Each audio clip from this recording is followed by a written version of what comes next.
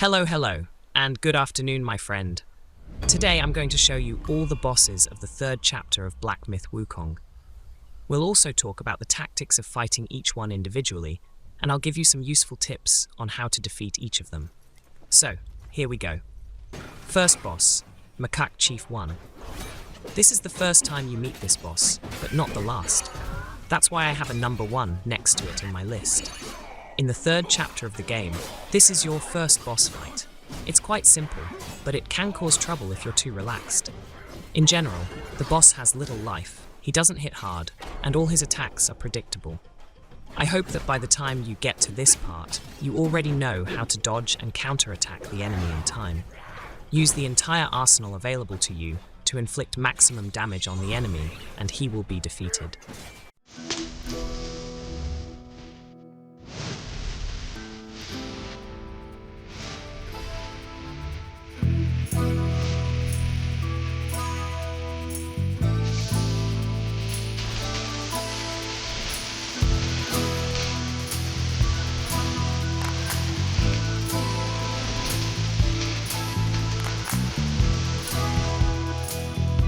Second boss, Kang-Jin. We are looking at a flying dragon. It has no wings, but it still flies, and it flies quite fast. How this happens is a question for Chinese mythology. So, your fight with this boss will be very unpleasant. The thing is that you can only do damage when the boss is near the surface of the lake where the fight takes place. During the battle, your opponent will often run away into the sky, where he will be out of your reach and make long-range attacks from there. The only joy of this battle is that the enemy does not have much health. But still, the battle is likely to be protracted. Therefore, you need to calculate your mana well and use your skills in time. A pluck of many won't help you in this fight, as they run around the ice almost aimlessly without harming the boss, so we won't be losing. Wind Tamer works well on the boss. It knocks him down and gives you a little time to deal damage. When the enemy is lying there helplessly, and you are dealing damage with quick attacks, use Immobilize as soon as he starts to get up. This will extend the time you can deal damage on him. Remember that Immobilize can freeze the enemy in the air, where he will be out of your reach, so avoid it. When the boss's health drops to 50%, he will become a little stronger and have new abilities. He will start calling lightning into the arena. You will need to dodge it several times in a row. In the second phase, the dragon will also try to grab you, so avoid it. This attack is very strong and can do a lot of damage or even kill you. It will take you a few tries to get used to the atypical animation of the flying dragon and learn how to dodge in time. In general, the battle will take place according to the scenario of waiting for the right moment. Pillar Stance will help you a lot in the battle. Level it up for maximum damage. The tactic is as follows. Use Pillar Stance when the boss is far away from us. Wait, generating focus, and as soon as he approaches us, release our weapons to deal a strong blow, even if he has not gathered full focus. When the boss is on the ground, but actively behaving, use Red Tides.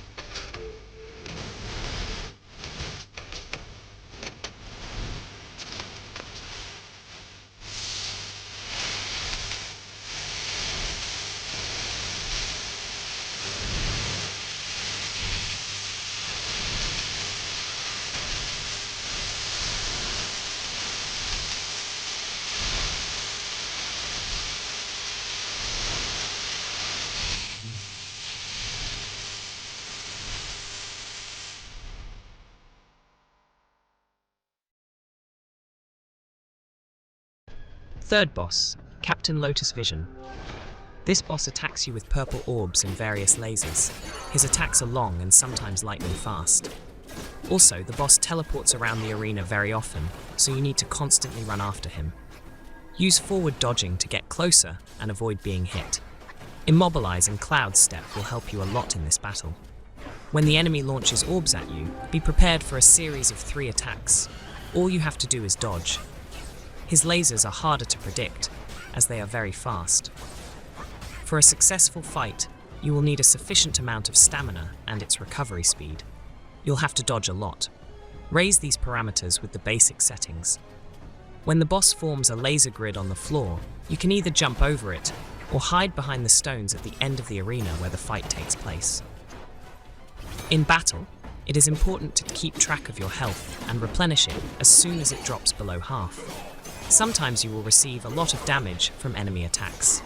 Prepare for this battle to be a long one and focus on your ability to dodge quickly and for a long time. The boss will have short pauses in which you can deal damage. Make the most of them.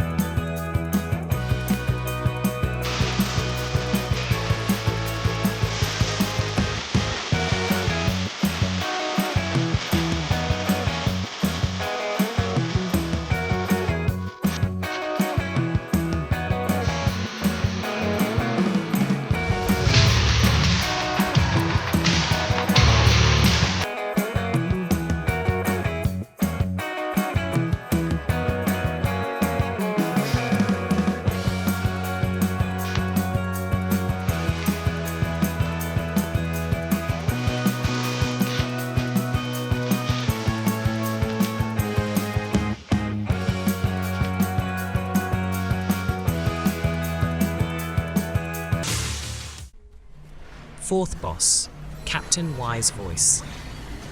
Captain Wise Voice is a mandatory story boss that must be defeated to progress through the story.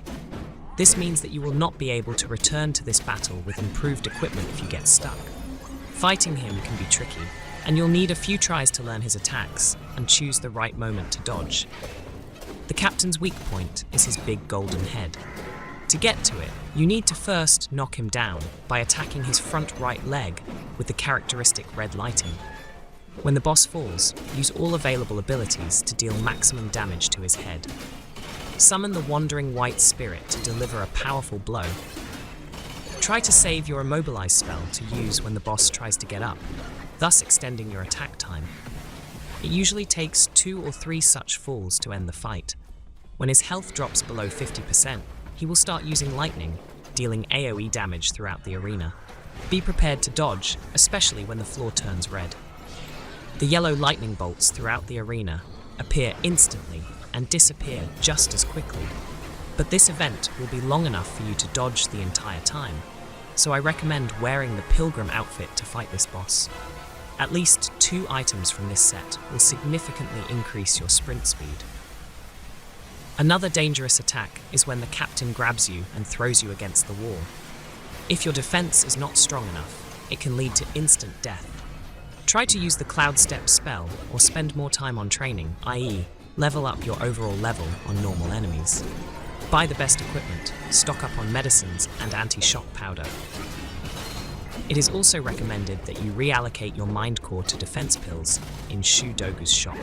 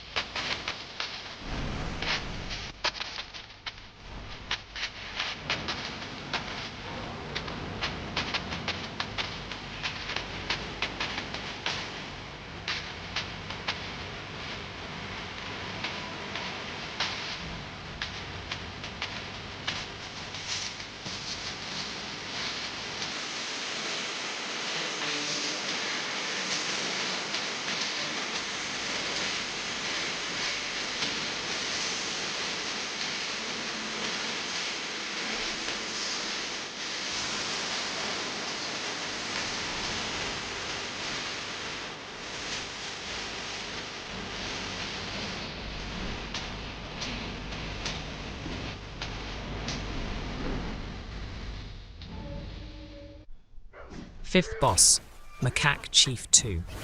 This is your second meeting with this boss. I'll say right away that he hasn't learned anything and hasn't gotten stronger. If you had no trouble defeating this boss at the beginning of the game, this encounter will not be difficult either. The main focus is to approach the battle with a full mana charge, then all your skills will be enough to damage the boss without delaying the process.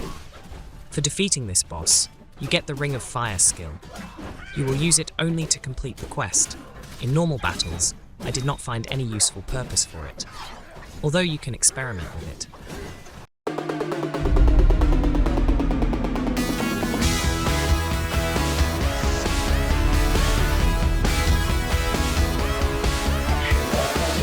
Sixth boss, Apramana Bat. You're looking at a huge bat wearing golden armor. The battle with this boss is not that difficult, but it is very annoying. Most of the time, this impudent mouse spins in the air and attacks you from there. You won't have much of an opportunity to do damage. A few hits and it will fly away again. Therefore, for this boss, use Immobilize only when the enemy is on the ground and you are dealing damage. A good tactic is to be aggressive at the beginning of the fight with freezing, using Wandering Light and all available damage increasing weapons. While Immobilize is recovering, you will have to dodge and just dance around, dealing a small amount of damage, which is of course very important. Apramana Bat uses Ice Freeze. If you get hit by this attack, press dodge several times in a row, and your character will shed its ice shell. If Apramana Bat activates his golden armor, you can only break it with a strong attack with 3 charged focuses. Usually, you won't have it ready when you need it, so you'll just have to bump into the golden armor and then wait for the right moment to attack. Be prepared to spend a few tries to get used to the boss, but defeating him will be a nice reward.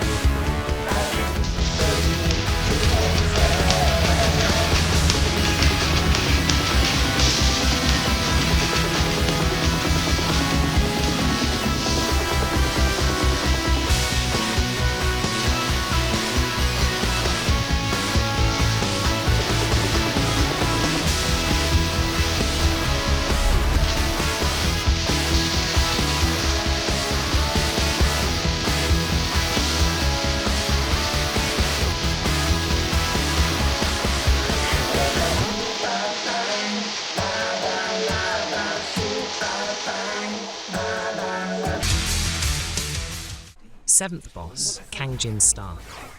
Kang-Jin Star is a powerful girl who can turn into a huge dragon. She uses lightning attacks, so it is recommended to stock up on anti-shock powder in advance. Although she may be easier to fight than Captain Wisevoice, you shouldn't relax. At the beginning of the fight, use medicines to increase damage and defense, and dodge her first attacks. Next, use the Immobilize spell and Spirit attack, then switch to a quick series of attacks until it turns into a dragon. At this point, focus on dodging and wait for her to revert to human form. When she becomes human again, cast a Pluck of Many and continue with the quick attacks. Then use the Red Tide spell and switch to powerful attacks for maximum damage. By this time, her health should be down to about half. Keep dodging and attacking while waiting for the spells to knock back. When the boss takes off or turns into a dragon, focus on dodging. During an attack where lightning strikes the ground, move in a square path. When it releases spheres, beams, or a spear, dodge to the sides. Its melee attacks are not very strong, so you can withstand a couple of hits and regain health. Build up your focus to the maximum value, and when the enemy is in human form near you, deliver a strong blow that will knock her down and give you some time to perform 2 or 3 series of quick attacks.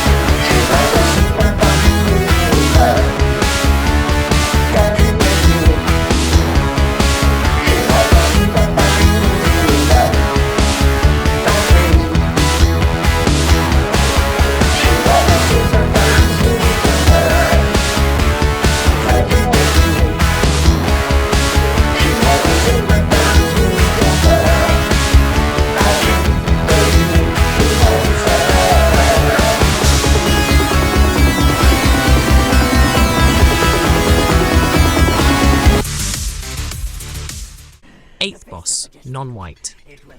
Non-White is a spear-wielding warrior, and the battle with him has its own peculiarities. First of all, this is the first boss to have a second bar above the health bar. When his health drops to 50%, he will retreat and meet you again on another part of the path, near the meditation area after a few minutes of walking. The first phase of the battle can be completed quickly if you use all available spells at once. After that, return to the altar to restore mana and continue on your way. In my case, even without restoring my abilities, I had enough to defeat the boss. Therefore, we can say that it is simple and should not cause you problems. During the second phase of the fight, Non-White will use two types of attacks. First, he attacks with an ice spear and tries to freeze you. After the top bar above his HP disappears, he will pick up daggers and start using poison attacks. His attacks are easy to predict, allowing you to dodge them effectively. If a few attacks do hit you, you can easily recover. With its improved defense, it won't do much damage to you. It is important to keep an eye on the freezing and poisoning effects and eliminate them in a timely manner.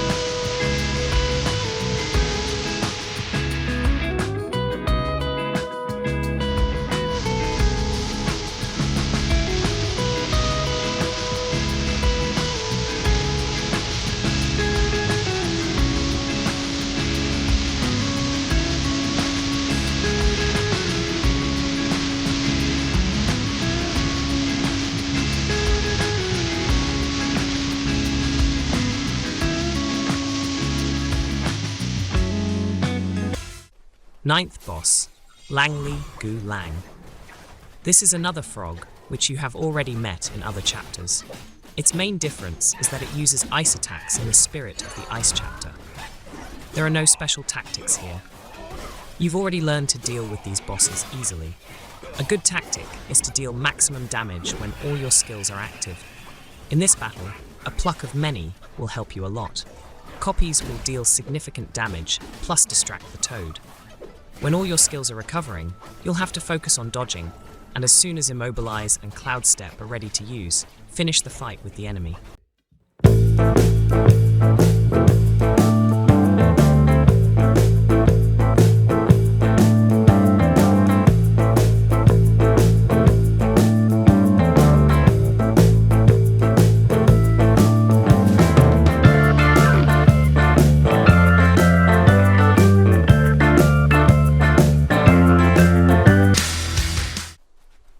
Tenth boss, Old Ginseng Guai.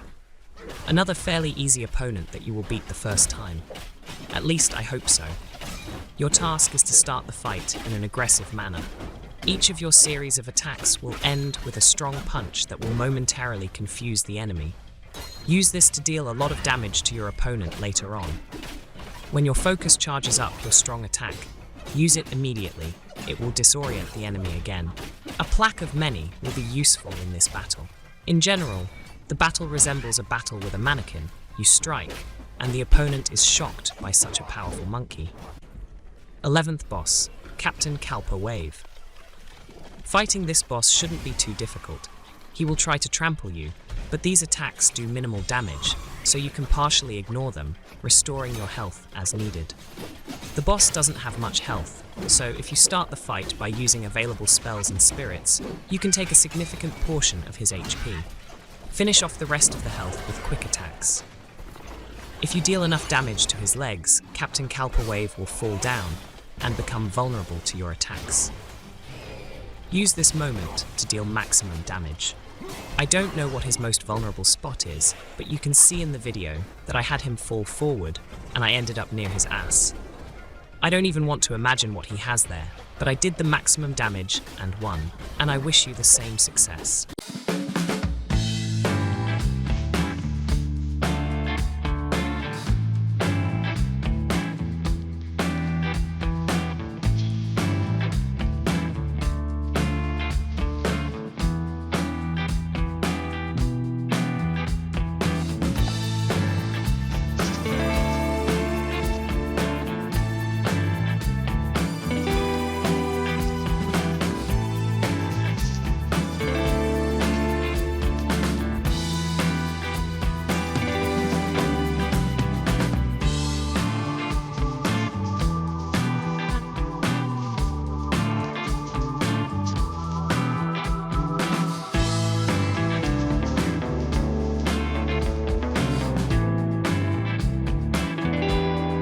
Twelfth boss, non-pure. This is a medium difficulty enemy. His attacks can hurt, but they are nothing special. These are just normal weapon attacks. He has a spear. You dodge these attacks and everything will be fine. The enemy makes quite long pauses between his attacks. Maybe his big belly is bothering him or he's catching his breath, but it's to our advantage. Summon the A-pluck of many monkey army and deal damage to the enemy as quickly as possible. The boss doesn't have much HP, so he will be defeated quickly before he has time to cause you any significant problems. Wind Tamer works on the boss, knocking him down. It's time to attack. Use it.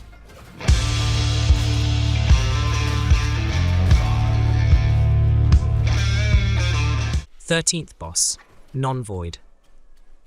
Non-Void is an old monk who often turns into a ghostly silhouette during the battle, which makes it difficult to hit him. At the beginning of the battle, this is clearly visible, and I tried to use Immobilize, but nothing came of it. To successfully defeat this boss, it is important to act quickly and aggressively. It is recommended to use potions that increase your damage in advance to shorten the duration of the battle. He will start with a flying book page attack, which can be interrupted if you use the Wind Tamer artifact. This will stun him for a few seconds, allowing you to deal maximum damage with spells and the Wandering White Spirit attack. Non-Void is easy to stun with quick attacks, especially at the end of a series of attacks. Therefore, the key to this battle will be to play in an aggressive style. But don't forget about timely dodging, that is, look for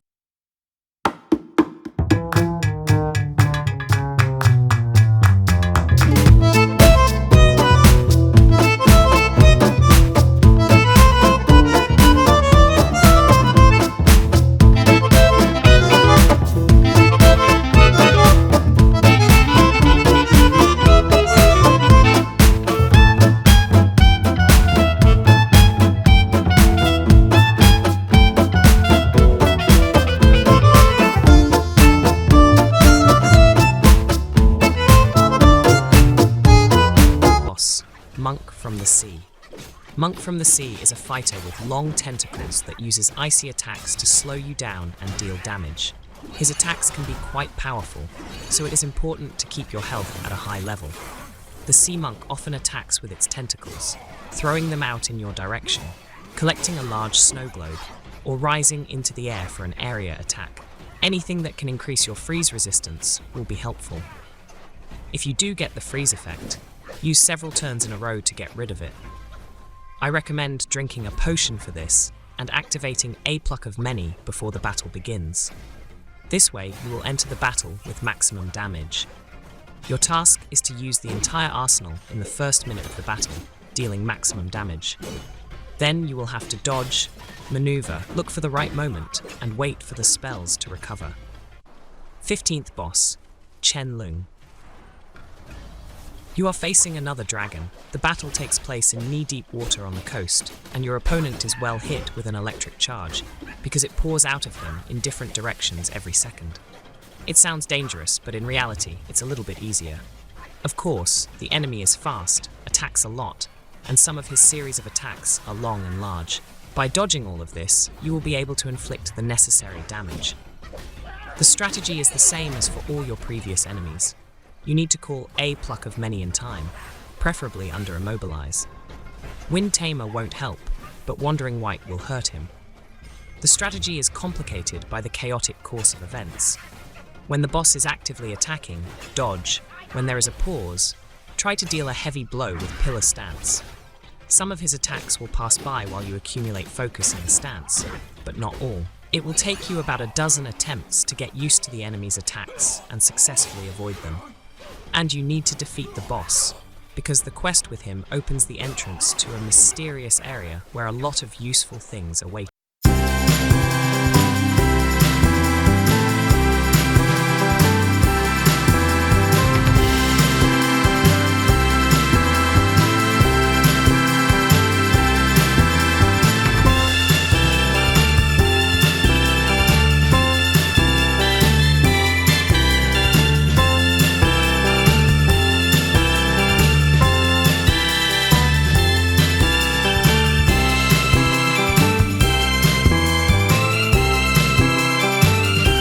Boss, Captain Void Illusion. I'm only including this boss in the review because it's on the boss list in the game itself and is required to complete the 4 Captains quest. But you don't need to fight him. Someone has already defeated him. He is lying defeated and very cold. You just need to find him and take his spirit for yourself. In the video, you can see the location where you can find him, so let's relax a little bit before the difficult fights that await us at the end of the 3rd chapter. And they will be really incredibly difficult. 17th boss, Non-Able. The battle with Non-Able consists of 2 phases. In the first phase, the boss will fight exclusively with his feet, as his hands are tied behind his back. These attacks are quite easy to dodge, so it is recommended that you save your spells for the 2nd phase. When you have completely depleted the boss's health, he will be released from his bonds and regain all his strength. In the 2nd phase, his kicking attacks will be supplemented by punches, and the battle will become much more intense. Use all spells and the standard series of attacks to quickly deal with the enemy. Although the boss is not very difficult, he moves quite fast and delivers powerful blows, so you will have to dodge a bit. It's a good thing that you have skills proven in other battles, such as a pluck of many, Immobilize, Spirit Wandering White, and Red Tides, to help you win this fight.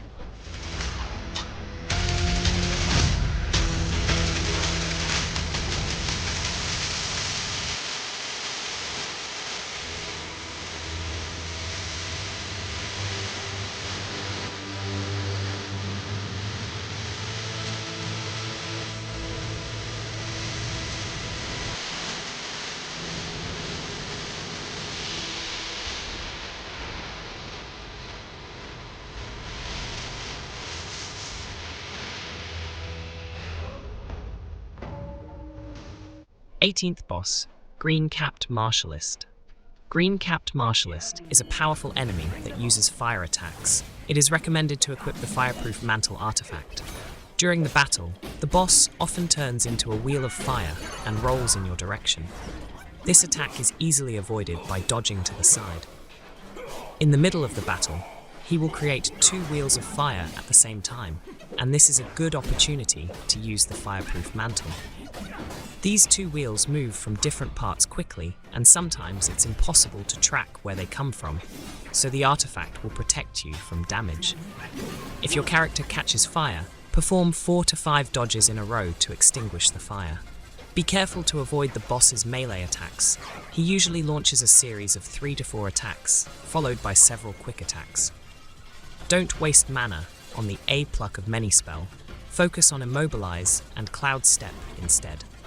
For the victory, you will receive the unique Spellbinder skill. By activating this skill, you lose the ability to use all your spells, but depending on the amount of mana, your damage increases significantly. This skill will come in handy later in the game.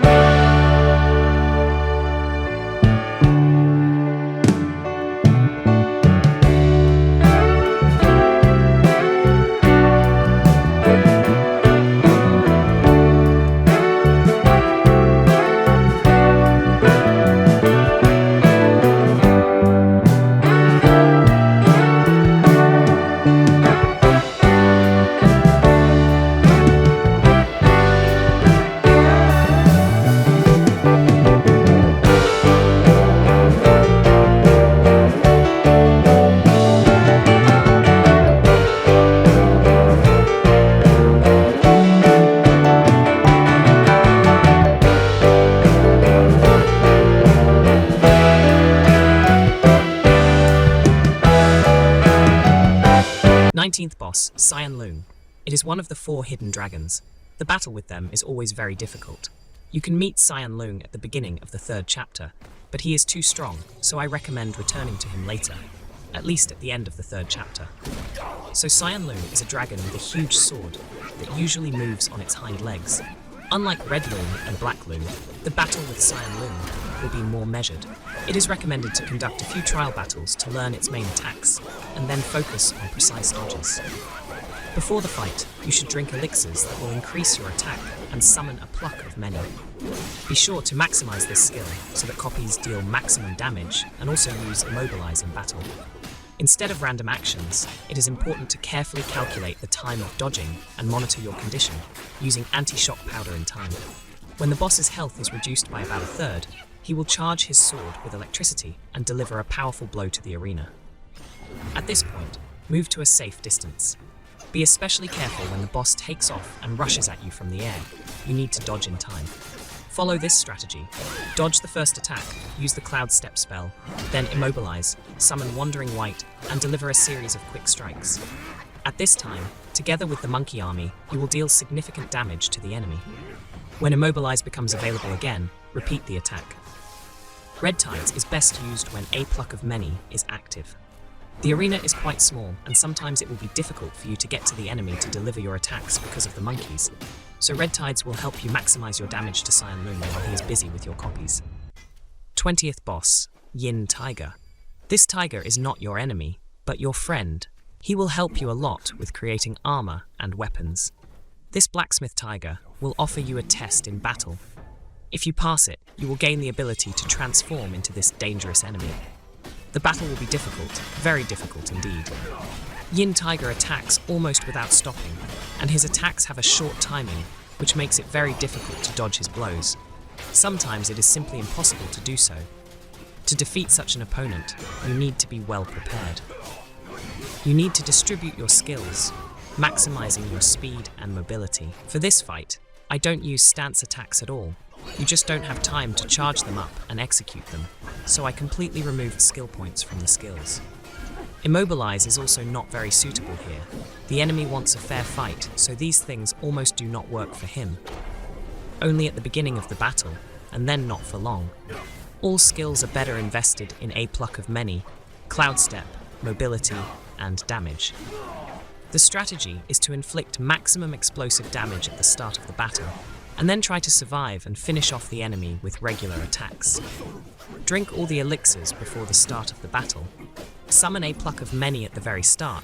Use Cloud Step and Immobilize, and the maximum number of quick attacks. Red Tides will also help you take most of your opponent's life. 21st boss, Yellowbrow plus Macaque Chief. Yellowbrow is the final boss of the 3rd chapter, and preparation for this encounter is extremely important. It is recommended that you level up as much as you have the patience to do so, and it should be at least 70.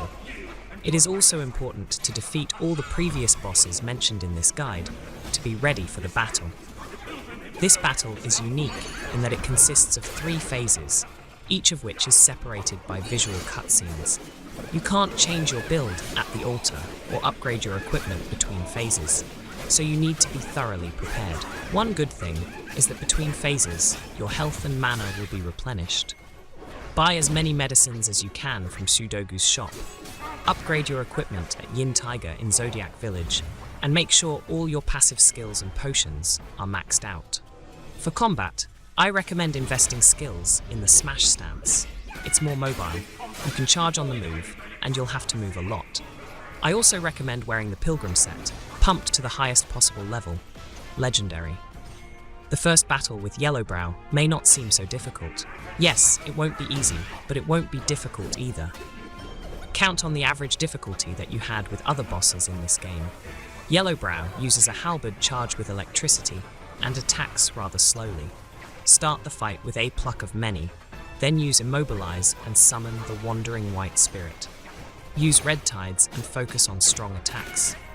The main danger is only his halberd and all the skills he performs with it, so keep a close eye on it. His attacks deal significant damage, dodge them. In general, you can get used to his attacks. They are painful but clearly visible. You need to learn how they attack, and you will learn how to avoid them. It will take a dozen attempts, or maybe 2 dozen attempts before you win the first battle, and then Yellowbrow will take you to another arena.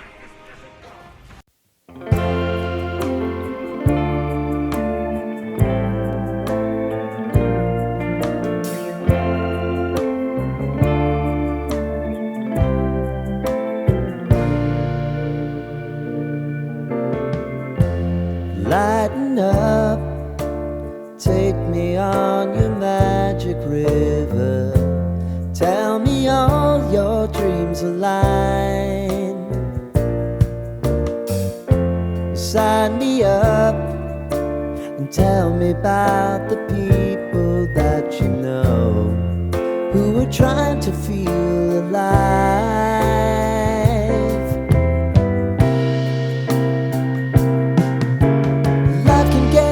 So honey, if you need to cry, just come share my pillow and rain, rain, go away.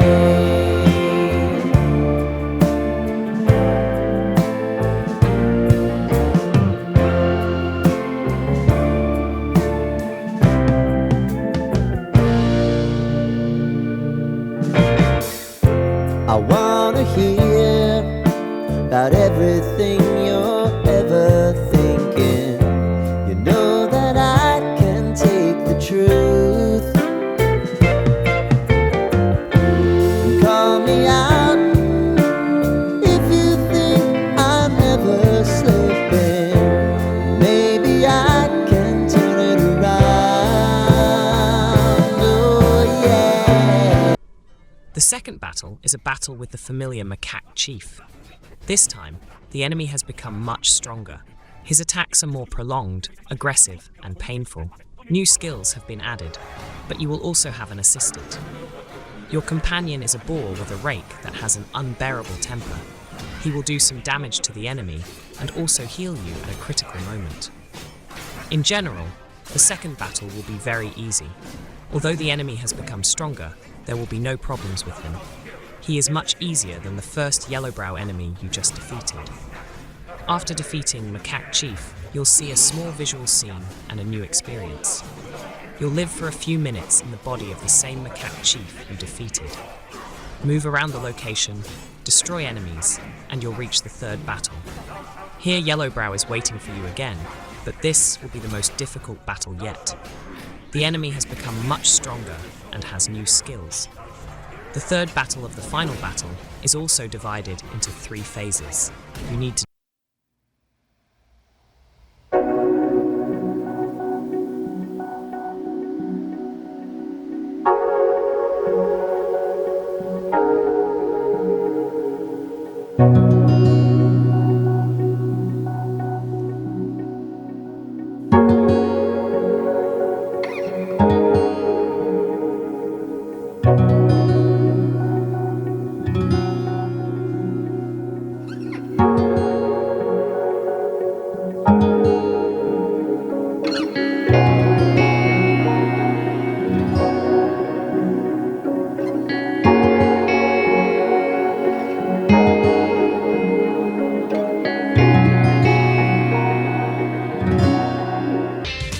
Each phase of this last battle is separated by visual scenes in which your character will take a lot of damage, so you should correctly calculate the use of life regeneration jars.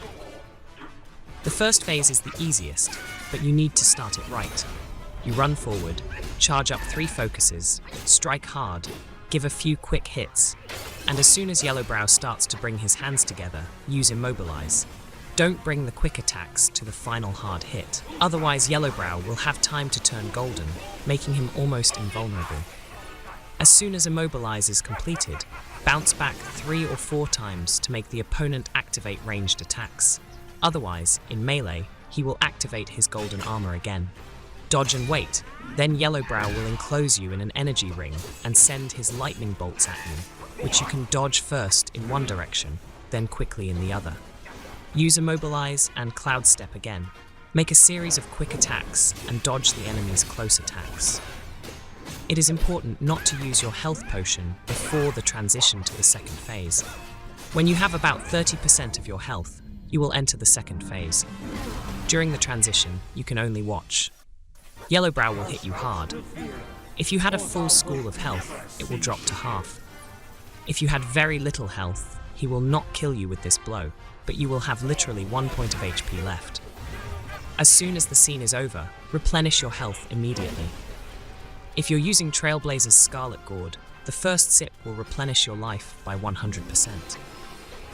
During the second phase, you need to run quickly around the arena, charge your staff away from Yellowbrow, and when the focus is charged, run up and hit him with strong blows.